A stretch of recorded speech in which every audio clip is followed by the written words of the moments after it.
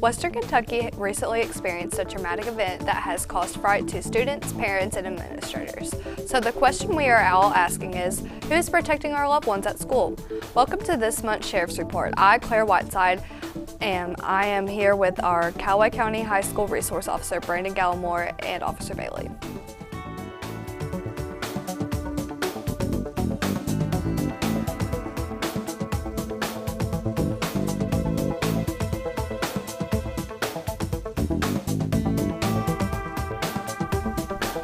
Hello everyone, I have Officer Bailey here on my right and Officer Gallimore here on my left, and we're here to do this month's Sheriff's Report, so let's get started.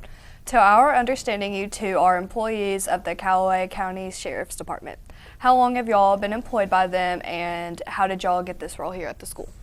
I've been employed since, I believe it was November of 2012, and so I think, 6-7 years so far. So is that for here at the school or for? No, just for the sheriff's office. Okay. I've done about 6 years, I think. I started in the elementary schools, worked those, and then went to Callaway Middle School 2 years ago. Okay.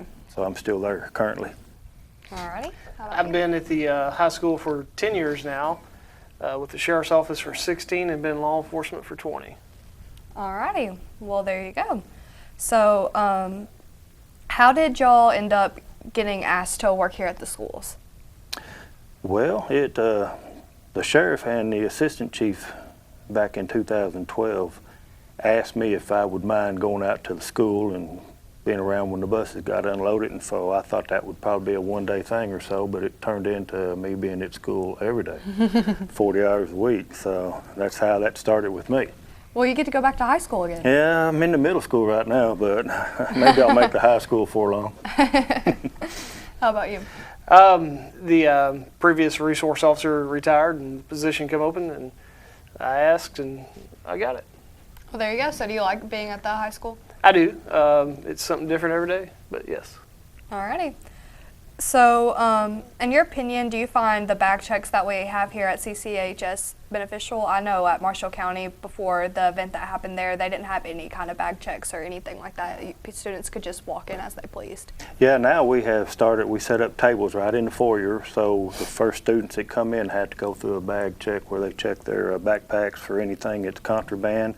Also, the kids come in with notebooks. They have to open their notebooks up and show that there's nothing in there, and we let them go on into the gym. But yeah, the bag check has really made a big difference on the kids. They're learning how to cope with being, late getting in and so forth. But it's been a beneficial thing, and as of today, we have not found anything that's illegal. Okay. That's been brought to school. Do you think that it's for the most part, protecting students from being able to bring stuff like that in? I think it does. I think it makes all the students in the long run feel comfortable. I also know that the parents feel a lot better too, because they don't know all the other kids in the school like that too. And me being, present in the lobby where teachers and plus the public can see me inside makes them feel a whole lot safer. Yeah, and if an armed shooter were to want to do that, I think them seeing the faces and seeing you there in the morning, and then seeing the teachers checking their bags, I feel like maybe we would be able to. Do you think we could read a sign off their face if something was suspicious? You can. Sometimes that's kind of hard to tell, because a lot of parents they don't smile when they walk in the front door. So I mean, everybody to me could be a potential threat to the school, and so yes, I do. I keep a close eye on them. The bag checks at the high school has been going on for well over 10 years. I think Callaway County High is probably one of the only schools that were doing it for a long time. There is benefits to it. Nothing's 100%, but there's positive benefits to it. I think the people in the public that do see it, that doesn't come through the bag check every day, find it to be, beneficial. Alrighty, so let's move on to the next question. Is our staff and student body well prepared for an emergency situation? Right after we had that recent shooting in Marshall County, I went over and during a staff meeting at the end of school, and I talked to them about the video that Homeland Security puts on, which is called Run, Hide, and Fight. And so we addressed some issues in the classroom, and how to make their classroom a little bit safer by at least blocking the door with something like a heavy filing cabinet or just stacking your chairs up and everything, and the teachers already in their mind know where they're going to try to put their students, which would be the safest from any kind of gunfire trying to blast through the door. And it was very, very welcome. They were very attentive to it, and they did ask questions about it. And so I think we're in, you know, you can never be 100% prepared, but there's always room for improvement. I think we're prepared, not just for something that happened like that happened in Marshall County, but we're prepared for a lot of things, natural disaster, a fire, or you know, if somebody did come into the building wanting to do harm. You know, we hadn't just recently started training, but we've trained for a number of years, and will continue. Yeah, I agree with that. And then there were some things that students at Marshall County did that I didn't feel like they were running out into the highway and stuff like that. What do you recommend that if we were to get attacked at a blind time, like, you know, they got attacked in the commons area in the morning before school started, what do you recommend that parents tell their students they should do in a situation like that? Well, that's kind of hard, because when you tell kids to do something and something like that happens, all of a sudden they're not going to try to think what mom told me to do, or dad said run to a room, shut the door, or jump out a window and just get gone and call. We have to try our best to make sure that we know where every student is after something like that should happen. And I think that parents should still encourage their kids to talk to them about this and what could happen and what maybe they could do for themselves. But, you know, I myself would want my son or my child to get out of the building. I mean, if he's got a chance to get out and go, then get out and go. I think in years past, you know, we trained to hunker down, get into a room where you know you feel secure. But with the thinking nowadays is to get out of the building, run, hide, fight. Mm-hmm. Run is going to be your first option. If something's going on in that building, you need to get out of it if you can. If there's not some danger that's waiting outside for you. And I know, you know, during the time something's going on, you're not automatically thinking, you know, what could be outside, what could be around this next corner. So I guess really I don't see anything that they did wrong in that, you know, situation. We've looked at it and we'll continue to look at it, but you know, I've got to commend them for the job that they did, the students and the staff over there. So. Yeah. Alrighty, and then another thing I wanted to address, a lot of like students say, oh, if I'm in that situation, I'm going to get in my car and drive off. But if they do that, then they probably, do you think that they should drive off? Like, I feel like getting in the vehicle would maybe, you know, cause some problems with the first responders trying to get in and stuff like that. Exactly. You know, once again, being able to account for everybody that was or is present is going to be a nightmare, no matter what the situation is. But you know, that's probably not the best thing to do. You know, there may be some people that actually get hurt, whether it's a natural disaster or, you know, man-made, and you know, want to be able to get that person help. They don't need to just leave. But yeah. And you know, traffic's going to be an issue no matter what's going on. We need to be able to get people in here that can help, whether it be the fire department or an ambulance. So yeah, getting in the cars and getting out here in the driveway is not going to be a good idea at all, no matter what.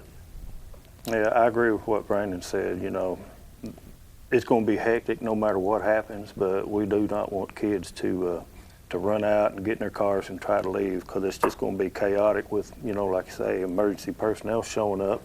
And plus, you know, I don't know if he's here or not. Well, he might have gotten his car and left. Well, we don't know, so we have to figure out where that person went, because we have to account for him. And but yeah, I think what Brandon said was about the best way of handling something like that as far as school goes. Alrighty, and then while we're on the subject of driving, our parking lot it's very small, and we have a lot of students, and you know, it gets a little crazy before and after school. And what is some advice that y'all have to parents that are dropping off students?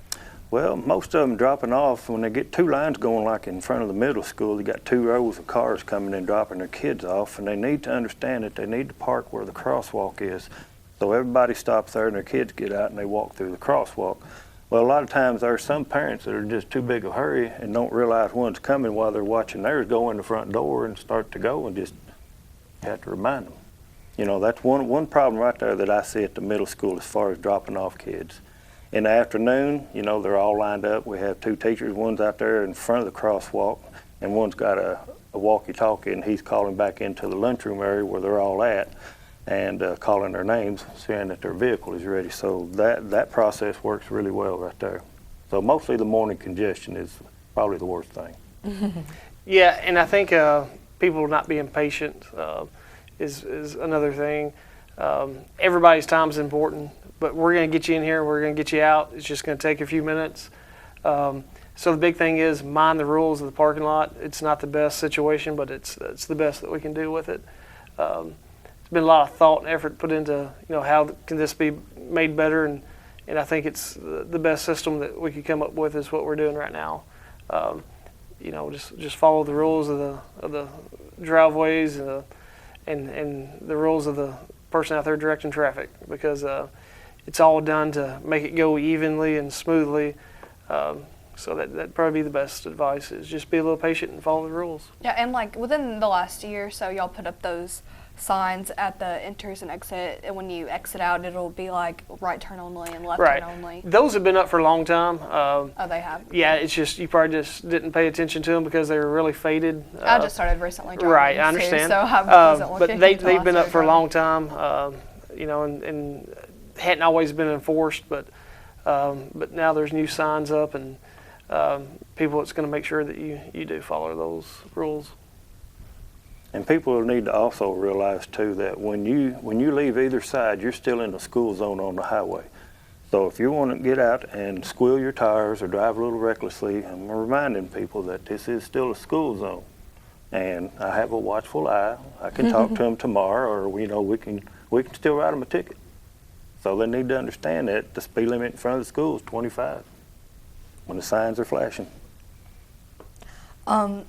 What is something that students can do while they're at school to make the overall environment safer? You know, I think the most important thing, and we've seen in past different places when something's happened, people say, yeah, I might have heard something about that, or, you know, this person was acting suspicious. So I think the rule is, the old rule, you know, go with it, is if you see something, say something. If something's not right or you feel like something's out of place, let somebody know. I agree with that. I think that's the best thing. Just show due regard for everybody else that's using the parking lot, and make sure you don't have kids running through from being dropped off somewhere and running through a line of traffic, and then, you know, we don't want no kind of accident like that happen, especially with the children here at this school. And another question back to like threats and school shooters and stuff. Can you explain the seriousness of any threats made against our school and the consequences of those actions?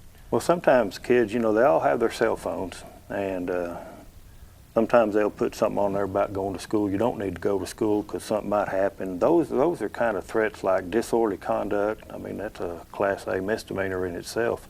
Or terroristic threatening, where you may send something by electronic means to another student or even to a teacher. I mean, you know, that's taken very seriously, and yes, you will be charged with it, no matter how innocent you might have meant for it to be. It's still, by sending by electronic means, somebody else may perceive it as a direct threat to them or to the school or anybody in the school. And so, yes, we take that very seriously. Yeah, sort of like what Tom just hit on. If you make a threat or say something that's going to cause a disturbance, or, you know, make people get upset or scared, it's going to be dealt with. And you know, our court system is very up to date with not letting it happen. If we bring a charge, they're going to prosecute it, and this sheriff's department is going to prosecute it. I mean, plain and simple. You know, whether you're being serious or just being cute, you know, there's consequences to it. You know, and even kids that might bring marijuana to school, or even a handful of different type of pills and stuff like that, when we find out about it, yes, we'll get it confiscated, and they will be charged, you know, with those laws according to what they've done. So, yeah, we do take things seriously, especially with the school kids. Well, I think that's good for our community to know, because we want those people to be punished, and it makes us feel safe whenever those people are taken out of the equation. And alrighty, that is it for this month's Sheriff's Report, and I'll see you next month.